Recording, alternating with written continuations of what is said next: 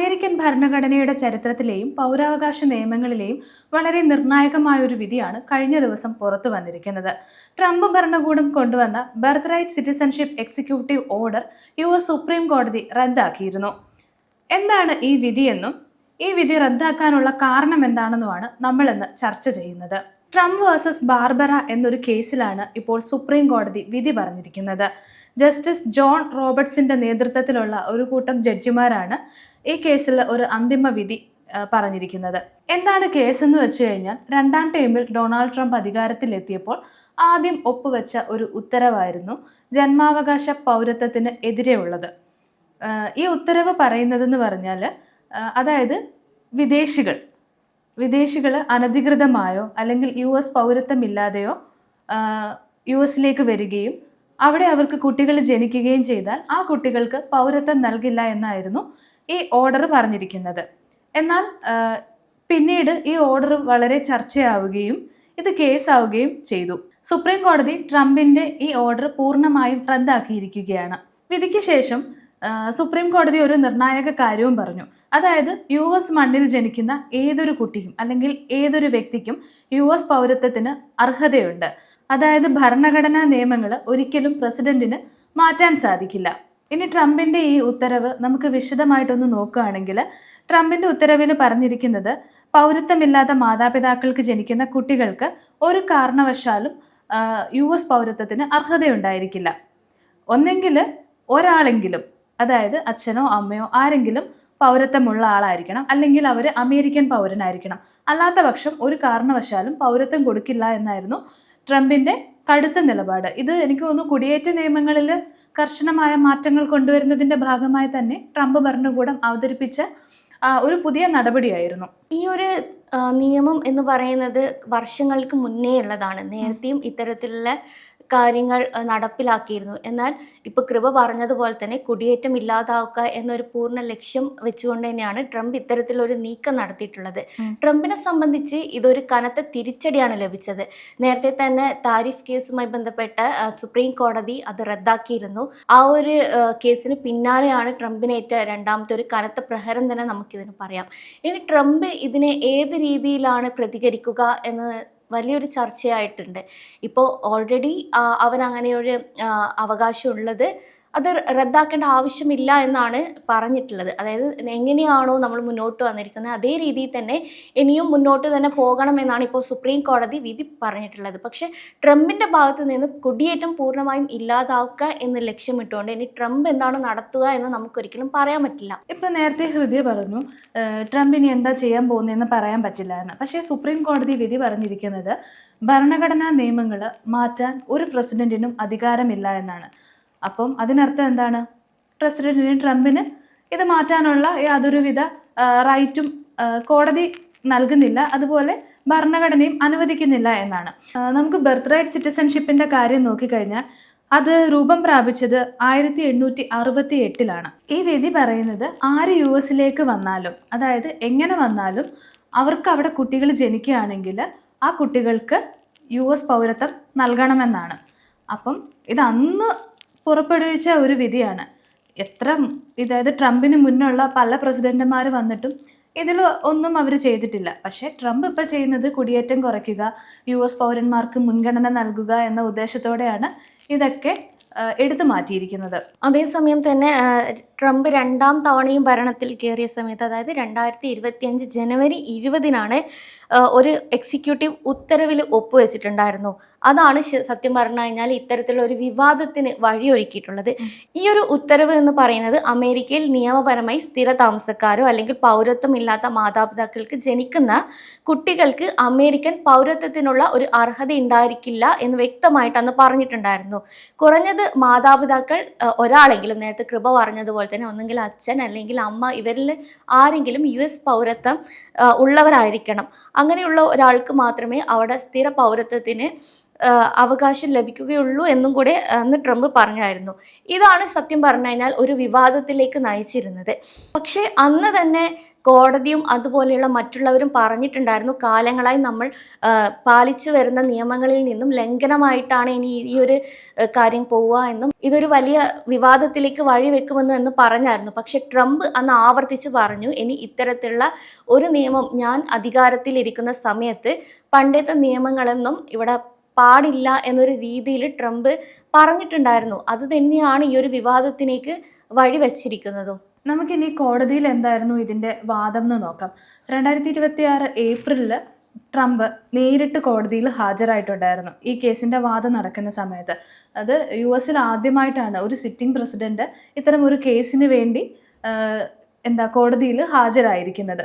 പിന്നെ ഈ കഴിഞ്ഞ ദിവസത്തെ വിധി എടുക്കുകയാണെങ്കിൽ അഭിഭാഷകനായ ജോൺ സൗറവർ ആയിരുന്നു ഈ കേസിന്, അതായത് ട്രംപ് ഭരണകൂടത്തിന് വേണ്ടി ഈ കേസ് വാദിച്ചിരുന്നത്.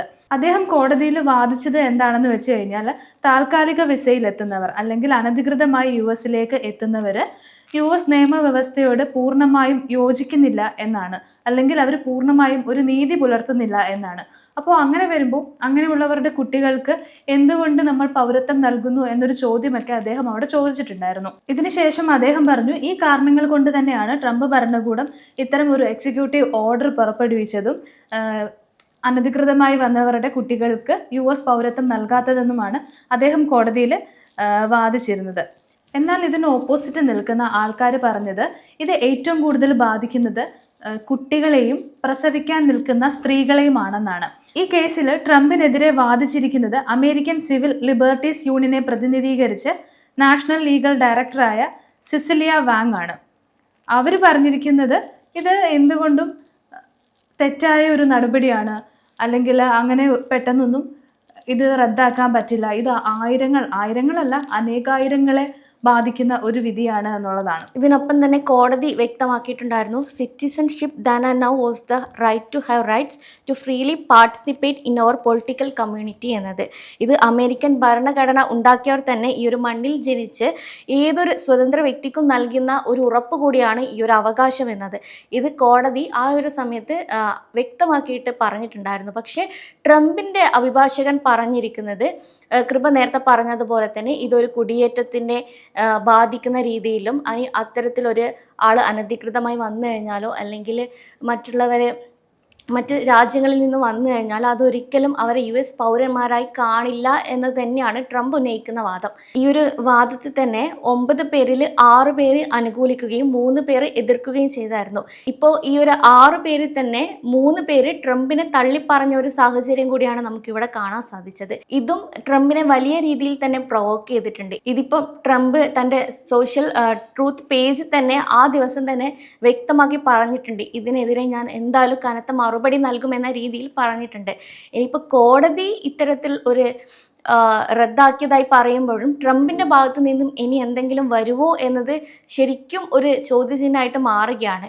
അതേസമയം അവിടെയുള്ള ആളുകളെ സംബന്ധിച്ച് ഇതൊരു ആശ്വാസ രീതിയാണെങ്കിലും ട്രംപ് ഇനി എന്ത് ചെയ്യും നമുക്ക് പറയാൻ പറ്റില്ല. ട്രംപ് ഇനിയിപ്പോൾ ഹയർ കോടതികളിൽ പോയി ഹർജി സമർപ്പിക്കുകയാണെങ്കിൽ ഇതിലൊരു മാറ്റം ഇനി വരുവാൻ സാധ്യമാവോ എന്നത് നമുക്ക് പറയില്ല. പക്ഷെ ഒരു സൈഡ് വെച്ച് നോക്കുമ്പം ഇത്തരത്തിലൊരു മാറ്റങ്ങളും ഇനി വരാൻ പോകുന്നില്ല എന്ന് അടിവരയിട്ട് തന്നെ പറയാം. പക്ഷെ ട്രംപ് എന്തെങ്കിലും തിരിച്ചടികൾ നടത്തുമോ എന്നതാണ് നമുക്കിനി നോക്കിക്കാണേണ്ടത്. ഹൃദയ, US പ്രസിഡന്റിന് സ്വന്തമായിട്ട് തീരുമാനങ്ങൾ എടുക്കാൻ പറ്റില്ല. അതായത് കോൺഗ്രസിന്റെ അംഗീകാരമില്ലാത്ത ഒരു തീരുമാനങ്ങളും നടപ്പിലാക്കാൻ സാധിക്കില്ല എന്ന് വേണമെങ്കിൽ തന്നെ പറയാം. ഈ നിയമങ്ങളൊക്കെ കൊണ്ടുവന്നിട്ടുള്ളത് കോൺഗ്രസ് ആണ്, അതായത് പാസ്സാക്കിയിട്ടുള്ളത് കോൺഗ്രസ് ആണ്.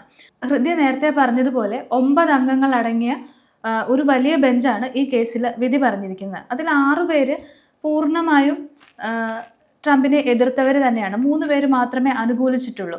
ഈ വിധിക്ക് വന്നതിന് ശേഷം ഇതിൽ എതിർത്ത ജഡ്ജിമാർ തന്നെ വിയോജനക്കുറിപ്പുകളൊക്കെ എഴുതിയിട്ടുണ്ട്. പക്ഷേ എനിക്ക് തോന്നുന്നു എന്തുകൊണ്ടും ഇപ്പോൾ കോടതി പറഞ്ഞിരിക്കുന്ന ഈ വിധി ഒരു നല്ല തീരുമാനം തന്നെയാണ്. അല്ലെങ്കിൽ നിരവധി ആളുകൾ പുറത്താകുകയും അല്ലെങ്കിൽ നിരവധി ആളുകൾക്ക് അവരുടെ ജോലി, കുടുംബം എല്ലാം നഷ്ടപ്പെട്ട് അവർ സ്വന്തം രാജ്യത്തേക്കോ അല്ലെങ്കിൽ മറ്റു രാജ്യങ്ങളിലേക്ക് നാടുകടത്തൽ പോലെയുള്ള ഭയാനകമായ ശിക്ഷാ നടപടികൾ നേരിടേണ്ടി വരും. കാരണം US ഈ നിയമം വന്നപ്പോൾ തൊട്ടുള്ള പല ആളുകളും പൗരത്വം ലഭിച്ച് നിൽക്കുന്നുണ്ട്. ഒരുപക്ഷെ സുപ്രീം കോടതി ഈ ട്രംപിൻ്റെ ഈ വിധിയെ അനുകൂലിക്കുകയാണെങ്കിൽ ട്രംപിന് ചെയ്യാൻ പോകുന്ന കാര്യങ്ങൾ എന്താണെന്ന് ചോദിച്ചു കഴിഞ്ഞാൽ ചിലപ്പോൾ ഏതെങ്കിലും ഒരു നിയമത്തിലൂടെ ഈ പണ്ട് തൊട്ടുള്ള ആളുകളെ, അതായത് പൗരത്വം ലഭിച്ച ആളുകളെ കണ്ടുപിടിക്കുകയും അവരെ പുറത്താക്കാൻ ഉള്ള നടപടികൾ സ്വീകരിക്കുകയും ചെയ്യും. അപ്പോൾ ഇത് പലർക്കും ഒരു വലിയ തിരിച്ചടിയാണ്. അപ്പോൾ എന്തുകൊണ്ടും സുപ്രീം കോടതിയുടെ ഈ ഒരു തീരുമാനം വളരെ നല്ലതാണ്. നിരവധി ആളുകൾ ഇത് കേൾക്കാൻ കൊതിച്ചിരുന്ന ഒരു വിധിയാണെന്ന് തന്നെ പറയാം. അതുപോലെ തന്നെ ഈ ഒരു കേസിലൂടെ ട്രംപിനൊരു റെക്കോർഡ് കൂടെ ലഭിച്ചിട്ടുണ്ട്. അതെന്താണെന്ന് വെച്ച് കഴിഞ്ഞാൽ 2026 ഏപ്രിലിൽ ഈ ഒരു കേസിൻ്റെ വാദം നടക്കുന്ന സമയത്ത് ട്രംപ് നേരിട്ട് സുപ്രീം കോടതി മുറിയിൽ ഹാജരായിരുന്നു. ഈ സുപ്രീം കോടതി ഹിസ്റ്റോറിക്കൽ സൊസൈറ്റി വെച്ച് നോക്കുമ്പം ഇത്തരത്തിൽ ആദ്യമായിട്ടാണ് ഒരു പ്രസിഡന്റ് ഇത്തരത്തിൽ അവരെ സമീപിക്കാനായിട്ട് അങ്ങനെ ഒരു മുറിയിലേക്ക് കടന്നു പോകുന്നത്. ശരിക്കും ഈ ഒരു കേസിൻ്റെ വാദത്തിനിടെ ഈ ഒരു സിറ്റിംഗ് പ്രസിഡന്റ് നേരിട്ട് കോടതിയിൽ വന്ന ഒരു ചരിത്രം തന്നെ അമേരിക്കൻ ഇതിലില്ല. അപ്പോൾ അതുകൊണ്ട് തന്നെ സുപ്രീം കോടതിയുടെ മേൽ ശക്തമായ ഒരു രാഷ്ട്രീയ സമ്മർദ്ദം വയ്ക്കാൻ വേണ്ടി തന്നെയാണ് ട്രംപ് പോയതെങ്കിലും ട്രംപിന് വിപരീതമായ ഒരു വിധിയായിരുന്നു പ്രഖ്യാപിച്ചിരുന്നത്. അപ്പോൾ ഇതും US വളരെയധികം ചർച്ചയായിട്ടുണ്ട്. കാരണം ട്രംപ് തൻ്റെ നീക്കങ്ങൾ ശക്തമാക്കാൻ വേണ്ടി അവരെ ഡയറക്റ്റ് പോയി കാണുകയും എന്നാൽ വിധി വന്നപ്പോൾ ട്രംപിനെ അടിച്ചമർത്തപ്പെടുന്ന ഒരു സാഹചര്യം ഉണ്ടാക്കിയതും ട്രംപിനെ പ്രൊവോക്ക് ചെയ്യും എന്ന രീതിയിലും സംസാരിക്കുന്നുണ്ട്. ഈ കോടതി വിധിക്ക് പിന്നാലെ ട്രംപ് ഭരണകൂടം പറഞ്ഞിരിക്കുന്ന ഒരു കാര്യം ഇതുമായിട്ട് തന്നെ മുന്നോട്ട് പോകും. എന്ത് വന്നാലും ഈ ജന്മാവകാശ പൗരത്വം ഇല്ലാതാക്കാനുള്ള നടപടികൾ തുടരും, അല്ലെങ്കിൽ മറ്റെന്തെങ്കിലും രീതിയിൽ ഇതിനെതിരെ എന്തെങ്കിലും നടപടികൾ കൊണ്ടുവരും എന്നൊക്കെ തന്നെ പറഞ്ഞിട്ടുണ്ട്. ഇപ്പോൾ നമുക്ക് മനസ്സിലാകുന്നത് ഒരു കൂട്ടം ആളുകൾക്ക് വലിയ ആശ്വാസം നൽകുന്ന ഒരു വിധിയായിരുന്നു ഇപ്പോൾ പുറത്തു വന്നത്.